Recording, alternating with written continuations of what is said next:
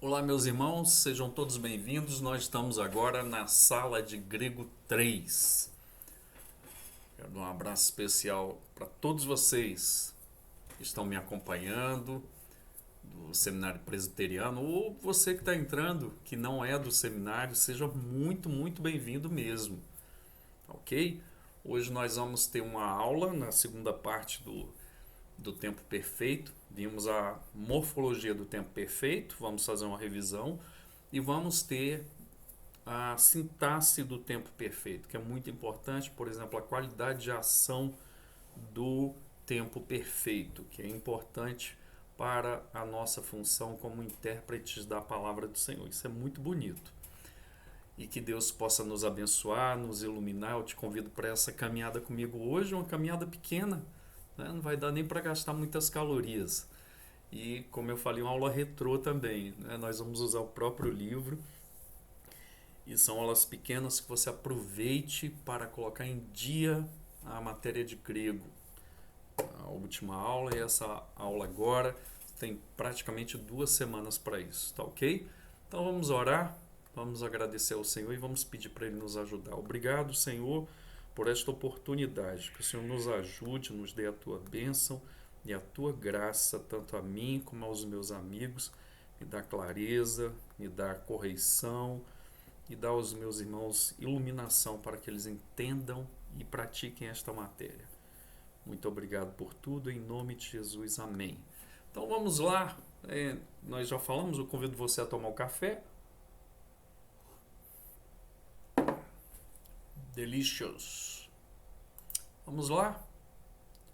Então, para nossa aula, vamos aqui para o nosso tempo de aula. Então, nós estamos na 11ª aula. Com essa aula falta mais 6 aulas, creio eu. 5 ou 6 aulas para nós terminarmos o nosso curso. Estamos chegando ao final. Gente, vocês já estão terminando Grego 3, mas passa muito rápido. Eu lembro quando a gente começou com o Grego 1. E graças a Deus, Deus tem nos abençoado. Tá, ok? Então aqui essa correção do vocabulário nós não vamos fazer. Nós já passamos para vocês. E depois vocês me mandam a nota. Revisão da morfologia do tempo perfeito, que nós vamos fazer. E hoje a matéria é a sintaxe do tempo perfeito. Essas duas partes. Então, que vão fazer parte da nossa aula bem curta. Quero dizer que tem os exercícios aí que eu vou fazer, 2 grupos de exercícios que eu estou devendo. Não fiquem preocupados. Primeira parte, então, uma revisão. Nós vimos aqui as formas do perfeito e do mais que perfeito. Então, assim, esse quadro aqui é muito importante, tá? Ou seja, os tempos primários e secundários no grego. Tempos primários presente, futuro, que tem um sigma como sufixo temporal, tá aqui, ó, o Szinho.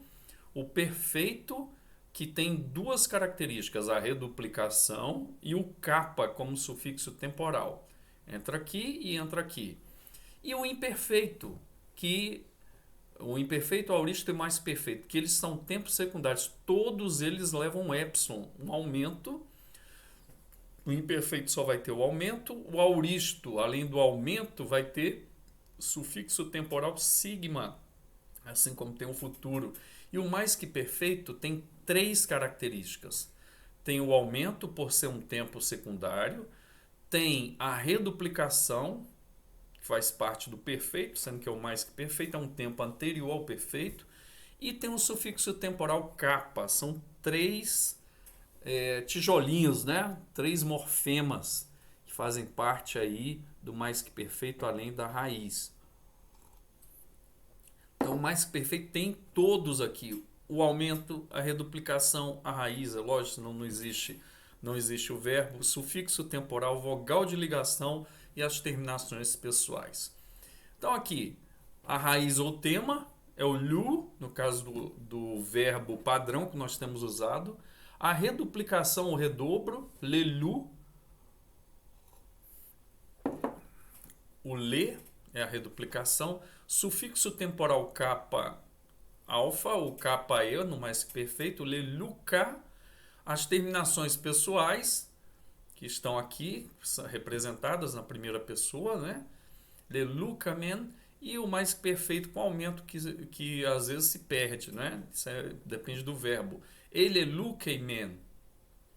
Então aqui nós vamos ter o perfeito ativo leluca, lelucas, leluquen, lelucamen, lelucate, lelucan.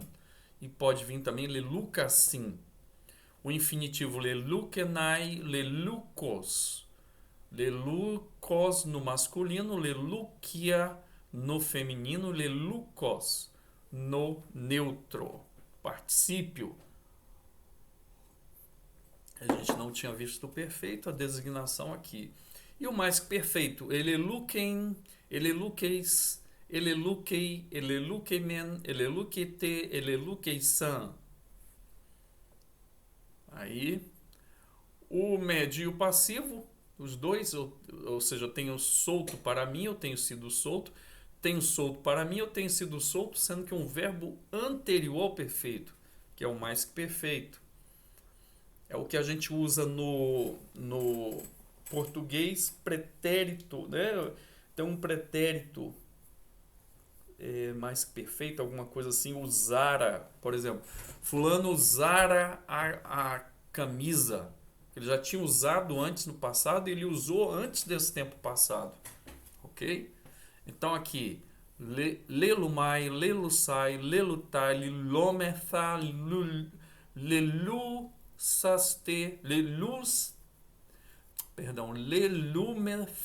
lelusce, leluntai. E aqui o mais perfeito, elelumen, eleluso, eleluto, elelumetha, elelusce, elelunto, elelunto. E o infinitivo, lelusthai, e o particípio, lelumenos, lelumene, lelumeno. Ao men, aqui característico da voz passiva e da média. Agora, a reduplicação, né? Como funciona, alguns verbos são diferentes desse. Por exemplo, o lu fica le, luca. O pistel, pepistelca. Então, o pepe e o pé e o le. Ora, então aqui alguns verbos, né? De fato, a reduplicação compõe-se da consoante inicial do verbo mais epsilon. É o que nós vimos aqui, ó. O lé é o lambda desse mais o epsilon. E o pé é o que? O pi mais o epsilon. Agora, se o verbo for fricativo, fi, theta, ri, a reduplicação é pé, té ou que. Então, por exemplo, filéu, pé, fileca, thuo, sacrifico, thuo, te, thuca, fiuca, te, fiuca, eu tenho sacrificado. Se o verbo começar com a sibilante sigma, zeta e o xi, só recebe o epsilon. Por exemplo, zetel, ezeteca. Olha só que interessante, depende da raiz do verbo. Se o verbo começar com a vogal, só toma o epsilon, agapau, egapk. Eu piso, eu tenho esperança, né? Eu piso, ele pica, tenho esperado. Então, é interessante isso. Aqui, o que eu falei no encontro passado que nós tivemos, é importante você lembrar que você está tendo uma noção aqui da formação do perfeito.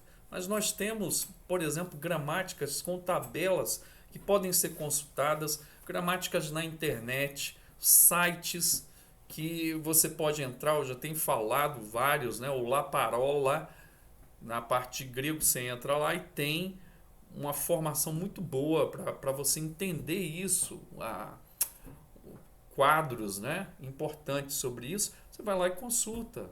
Você não vai ficar decorando isso, porque é uma noção da onde saiu, para quando você bater o olho e tiver na tabela, você saber mais ou menos como foi feito, ou esses verbos são mais anômalos, né, que são difíceis, não tem nada a ver, por exemplo, o presente com o perfeito, ok? Então muda a raiz, então a gente chama de segundo perfeito.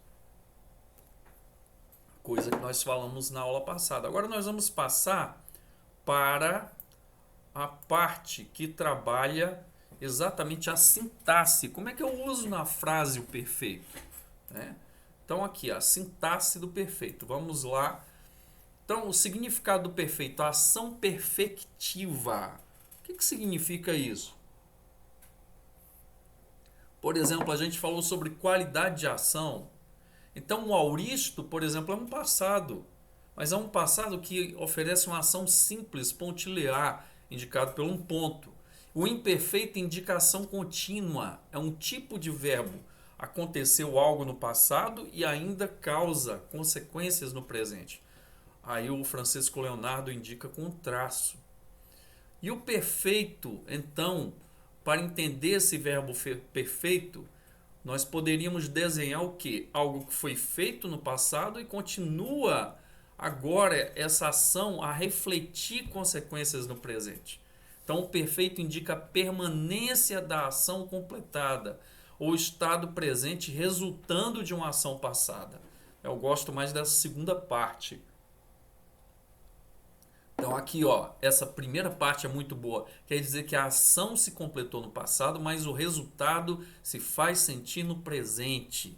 E nós temos falado sobre, por exemplo, a ressurreição do nosso Senhor, ou a morte dele na cruz, perdão. Quando ele fala tetelestai, está o quê? Consumado. Ou seja, a obra foi feita no passado, completada, mas os resultados permanecem no presente. Isso é importante. Você tem que explicar isso quando você estiver pregando, que tem um perfeito, que tem essas características. Ou seja, a morte de Cristo mudou o universo e continua mudando constantemente. Isso é maravilhoso. Mudou não só a nossa história, irmãos. É outra coisa que eu queria salientar aqui, que tem gente que pensa que o universo gira em torno dele. Não, nós fazemos parte do universo que foi criado pelo Senhor e o Senhor no centro. Essa é a grande coisa. Por isso que às vezes vem sofrimento sobre a gente, porque Deus está olhando não só a gente, está olhando o todo. Está olhando a nossa família, está olhando a nossa igreja num espectro maior, né? Por exemplo, o mundo, essa pandemia, Deus sabe por quê. Deus sabe, né?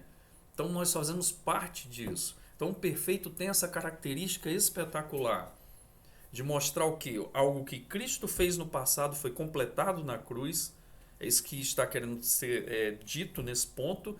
É que Jesus realmente foi para a cruz, realmente ele morreu, ali ele foi crucificado, ele veio em carne, não é só uma aparição como os docetistas falavam, né? Como essa vertente do gnosticismo, que falava que foi uma aparição, o verbo dokel, aparição. Ou seja, não foi Jesus realmente pregado ali naquela cruz, foi uma aparição. Não, mas não foi mesmo. Jesus, ele encarnou-se. E o perfeito está dizendo, ele morreu na cruz. Mas não é somente isso.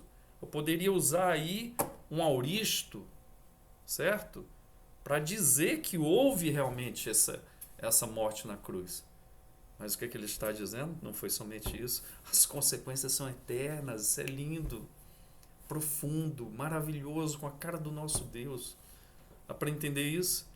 Então a obra de Jesus na cruz muda a história do universo, que já foi mudada com o pecado de Adão, agora está sendo mudada de novo com a restauração do Filho de Deus. E em Romanos ele deixa bem claro isso, capítulo 6. Né? Se por um homem entrou o pecado, por um homem também entrou a justiça.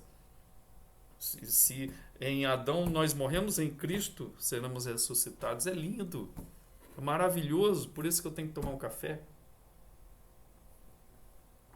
Eu estou, além de organizar o seu pensamento, a minha função aqui, eu estou mostrando o conceito da coisa para aumentar o seu entendimento.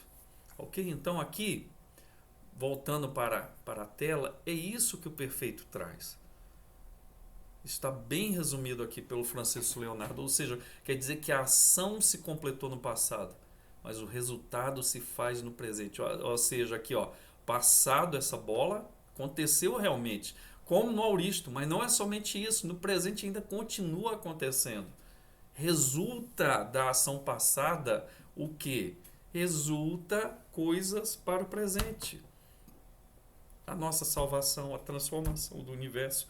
Capítulo 8 de Romanos diz que a criação ao seu tempo geme esperando a manifestação de quem é filho de Deus, né? Então, isso é muito importante, né? Por isso é difícil dar-se a tradução certa. No português não tem jeito, irmãos. A gente vai ter que usar, porque não tem no português esse tempo. Então a gente tem que explicar. Por exemplo, a gente traduz tenho solto, leluca, mas seria melhor parafraseá-la assim, soltei e ele permanece solto. Que legal. Isso é muito interessante. Cristo morreu e tem ressuscitado. Está vivo hoje. Que maravilha. Aqui, ó, 1 Coríntios 15, 3 e 4. Gegrapitai, está escrito e ainda hoje fala com autoridade. Mateus 4:10. Que coisa linda, irmãos. Esse tempo é muito poderoso, né? Por isso dá para entender que, falando sobre o passado simples, o Koiné usa muito mais o auristo do que o perfeito. A ação aconteceu, ok. Quando aparece um perfeito, geralmente deve haver um motivo especial. É a ação feita mesma, mas no sentido de ação permafeita, ou seja, permanece. De fato, esta palavra não existe no português. De fato, o perfeito grego não tem seu equivalente no português. A expressão permafeita simplesmente quer dizer feito no passado, mas permanecendo no presente. A mesma coisa que ele falou anteriormente, né? Está enfatizando. Ela lembra a palavra permafrost. Isto é, o subsolo da tundra antártica. Congelou-se e permanece congelado, ainda que a superfície descongele um pouco no verão. É uma comparação que ele está usando, né? Para tentar expor esse tempo. Isso é muito legal. Assim, o perfeito grego indica o aspecto da ação dupla, completa, perfeita, permafeita, resultativa. Enfim, o perfeito grego indica a ação perfectiva, adjetivo derivado de perfeito. Isso é muito legal, irmãos. Ele dá mais um quadro aqui para mostrar isso, ou seja, o passado, o presente e o futuro, né? Que são os três tempos aí do verbo grego. Por exemplo, pontilear, elhussa, soltei, auristo. Luo, solto ou estou soltando, presente, futuro. Mas isso aqui é uma ação pontilear, né? Vamos começar com a pontilear, que presente tem os dois. Se o passado é pontilear, só pode ser auristo, soltei. Se o presente quer mostrar uma foto, está aqui o presente pontilear. E o futuro pontilear, soltarei. Agora, que linear? Veja, eu tenho o que? O imperfeito, soltava. Então, uma ação contínua. Aqui o luo, estou soltando, se é linear. E o lusso, futuro, se é linear, estarei soltando. Agora, perfectivo, permafeita, só tem um, que é o quê? O leluca. Ou então o mais perfeito, que fala no tempo anterior, no passado. Tem o solto, ou seja, uma ação que completou, se soltou e ainda está gerando que consequências no presente. Em todas as formas do perfeito e do mais perfeito, mantém-se a ideia de ação perfectiva, isto é, ocorre também nos particípios, mesma coisa. Segue a declinação do particípio do perfeito ativo. Aqui, ó, lelucos, lelucotos, lelucote, lelucota. Lelucotes, lelucoton, lelucosi, lelucotas. E aqui no feminino, lelucuia, lelucuias, lelucuia, lelucuian. Lelucuiai, lelucuion, lelucuiais, lelucuias. Lelucos, lelucotos, lelucote, lelucos. Lelucota, lelucoto, lelucosse, lelucota. Está aqui o perfeito ativo, né? Então, tendo solto em todos, e aí o uso do artigo, para mostrar se é adjetival ou adverbial, nós já vimos aqui. E aqui tem até a propaganda do Newsboys. Born Again, é uma música, tá? Até coloquei aqui. Propaganda do Newsboys. Oferecimento Newsboys, Born Again. Tá? É uma música bem legal. Se vocês quiserem ouvir aí, vão gostar. O particípio do perfeito médio passivo não traz problemas. Lelumenos, lelumene, lelumeno. O mais perfeito não tem particípio. E o perfeito perifrástico, né, junto com o verbo no presente, não se preocupe com isso. E aqui, ó, às vezes o auristo invade o campo do perfeito, né? Isso pode acontecer. Ele só dá essa deixa aí para você saber. E aqui um substantivo da terceira declinação, um grupo. Fós, fotos. Aqui, ó, é muito legal, né? Vem fósforo, vem daí. Ó, fós. Então aqui está na terceira declinação e o neutro. To, fós, tu, fotos, to, foti, to, fós, ta, fota, ton, foton, tois, fossim, ou fossi, ta, fota, a luz, da luz, a luz e assim por diante. Ok? Então, assim, não se preocupem com isso aqui, tá certo? Eu só dar uma deixa. Então, meus irmãos, hoje o mais importante nós estudamos exatamente aqui, ó, 402 e até a letra D, tá? Do 402. E eu queria terminar com essa aula mais curta, né? A segunda aula mais curta, quer dizer que a ação se completou no passado, mas o resultado se faz sentir no presente. E um estado presente resultando de uma ação passada. Esse é o tempo perfeito. Nós não temos esse tempo no nosso português, por isso nós vimos aí a sintaxe do perfeito, a qualidade de ação desse verbo. Que você possa colocar isso em prática, entender. É interessante quando você está estudando ali, primeiro capítulo de 1 João, agora você pode trabalhar ele todo. Você tem capacidade, porque ali no iniciozinho caem vários e vários perfeitos. E é perfeito que você vá lá e dê uma olhada do verso 1 ao 5, tem vários ali, tá ok? Espero que você tenha entendido. É um tempo importantíssimo, irmãos. Poderoso. Por exemplo, a obra de Cristo, né? Fez no passado, mas continua fazendo em nossas vidas. Esse texto aqui eu vou até colocar de novo, nós já estamos chegando ao final. Olha aqui, meus irmãos, isso aqui é muito legal. Ó, Christos apephanen kai ege getai, né? Cristo morreu e tem ressuscitado. Ainda está vivo entre nós, que lindo. Gegrapetai, de grafo, né? Está escrito e ainda hoje fala com autoridade. Mateus 4:10. Está escrito. Quando Jesus fala ali para Satanás, que coisa, está escrito e ainda fala com autoridade.